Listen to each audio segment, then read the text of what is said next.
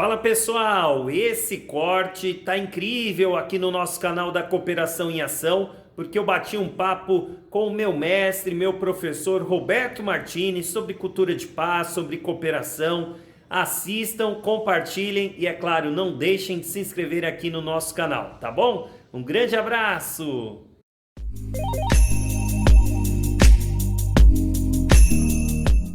Como aí a comunicação não violenta, a mediação de conflitos, né? E também os jogos cooperativos, que são os seus estudos atuais aí, como você vê essa mistura dentro de uma construção de uma cultura de paz, né? Que a gente ouve, né, uma frase aí, vamos desenvolver uma cultura de paz, mas poucas, não sei, mas algumas pessoas têm muita dificuldade, né, de entender o que seria essa cultura de paz, né?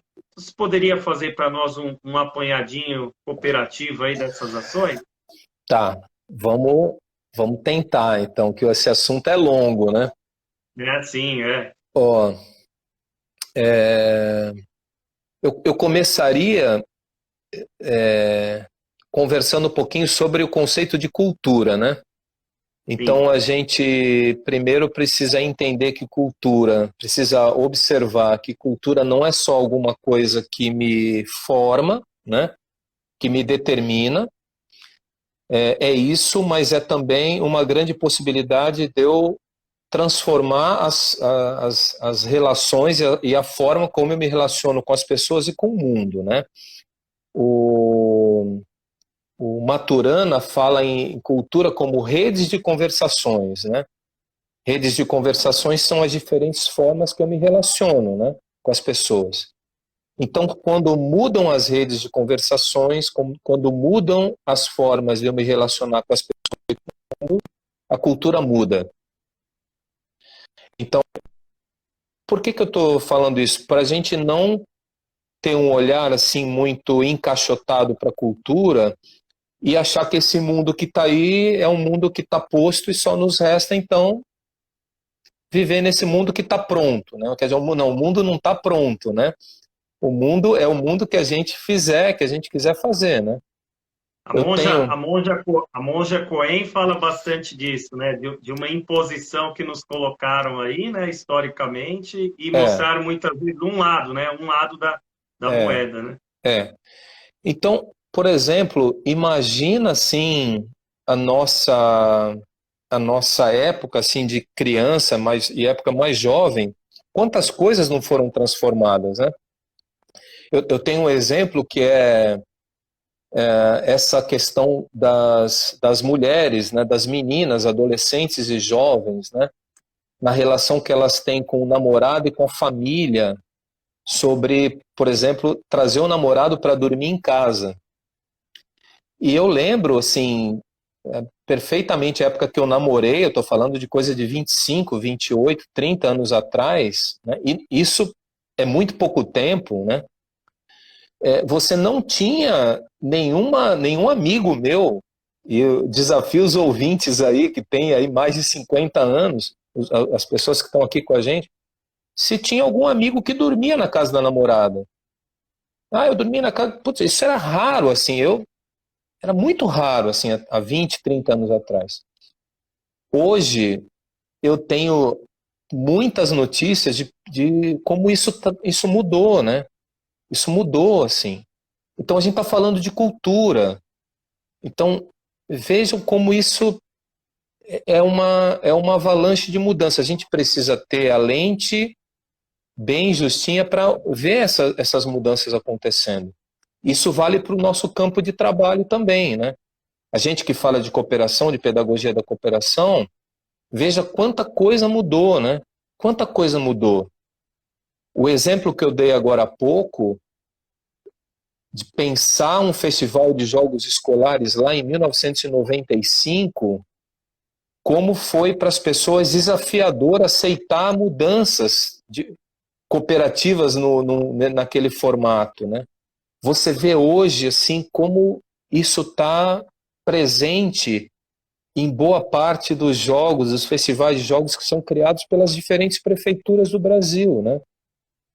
Então, como isso é, então queria marcar isso, né? Entender cultura como algo que é trânsito, é movimento, e não algo que é encaixotado, né? E quando a gente localiza isso na educação, me faz observar, chegar na ideia, Márcio, o que a gente entende por escola, né? Qual é a escola que a gente está pensando, né? Se a gente está falando em cultura de paz, se a gente está falando em mudança e movimento, qual é a escola que a gente está imaginando? Então, eu acredito numa escola que, eu repeti isso num texto que eu escrevi um dia desse, que vá além dos conteúdos. Então, uma escola que vá além dos conteúdos é uma escola que não se limite apenas a ensinar língua portuguesa, matemática, ciências, física, artes, educação física. É função da escola fazer isso, é muito bom que ela faça isso, ela precisa fazer isso. Mas ela precisa ir além disso. Ela precisa ir além disso e ela precisa conversar, ela precisa dialogar com a sociedade. Ela precisa dialogar com os temas urgentes que a sociedade apresenta.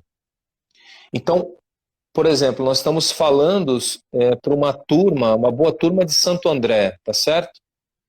Então vamos pegar, imagina uma comunidade de Santo André, da periferia de Santo André. Imagina as milhares de periferias desse Brasil afora. E lá nesse lugar tem uma escola de ensino fundamental 2 ou ensino médio.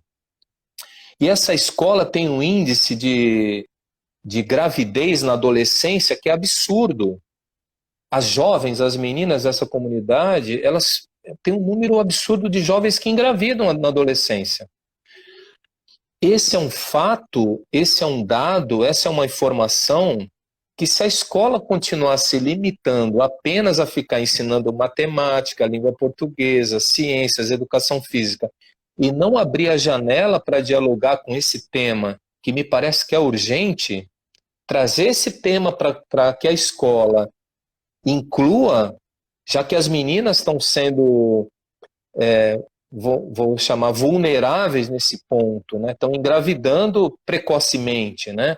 Ou ainda uma escola, uma comunidade que é muito violenta, ou ainda uma comunidade, enfim, se a escola não abrir o campo para dialogar com esses temas, o que eu estou chamando de temas urgentes, e ela continuar divorciada disso, ela peca bastante. Ela peca bastante. Tá fazendo sentido isso, Márcio? Você acha que estamos juntos nessa conversa? Não, estamos juntíssimo aí, e na verdade é isso, né, Beto? Assim, acho que não tem mais espaço, né, para achar que a escola é uma ilha, né? Uma ilha isolada Exato. aí Exato. das necessidades internas e sociais, né? Na verdade, eu sempre Exato. também gosto de falar. A escola, ela é uma extensão, né? Cultural, social, Sim. afetiva, cultural aí né, da nossa cidade, do estado, do país, enfim, do nosso mundo, né? Então, de fato, não há como isolar, né? Mas perfeito, querido, pode seguir aí o seu raciocínio que está ótimo. É exatamente isso. Ou enxergar a escola não como uma ilha, né?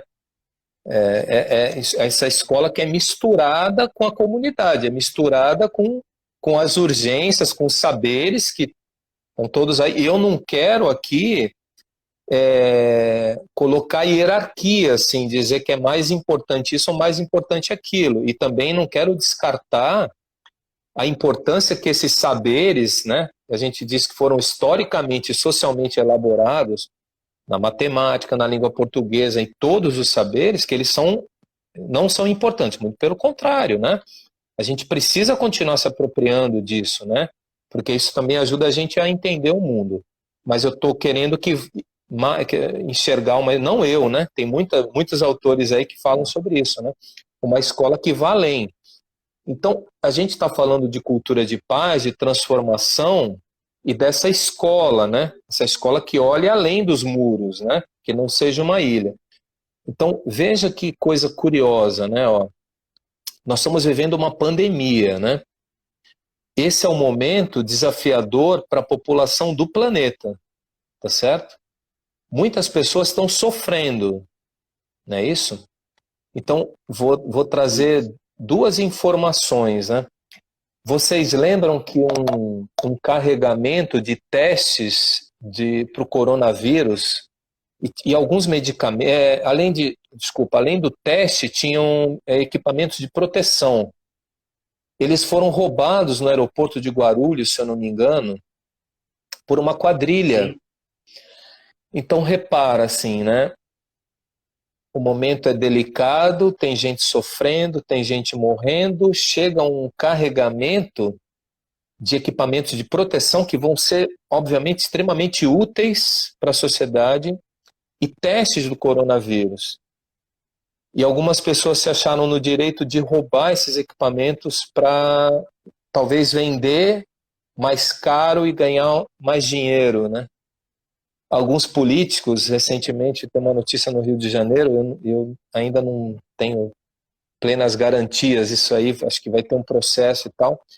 sim. Alguns políticos desviaram dinheiro que estava sendo destinado à construção de hospitais e estrutura para lidar com os doentes, né?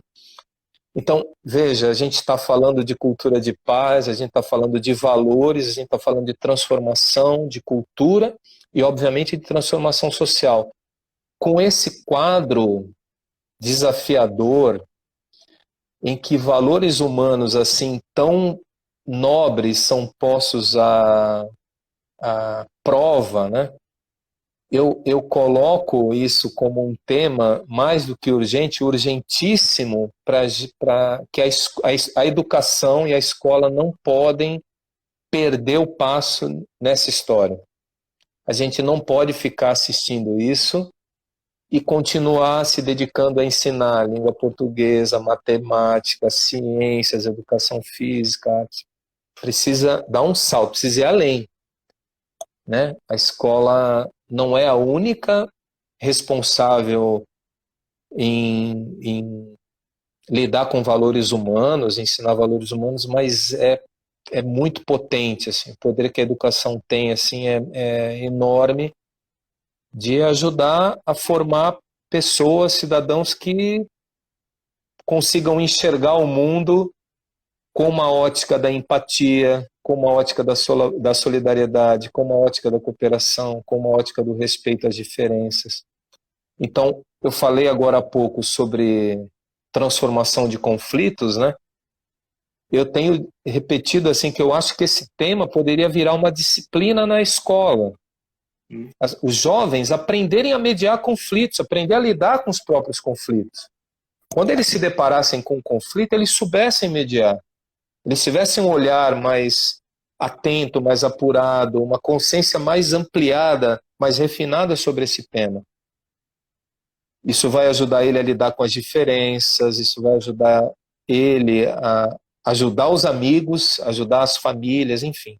Então, fico sonhando com isso. Como seria uma escola que tivesse mediação de conflitos como um tema, como uma disciplina, assim como são as outras, né? Com tempo, com espaço, enfim. Espero ter sido claro nessa minha fala aqui.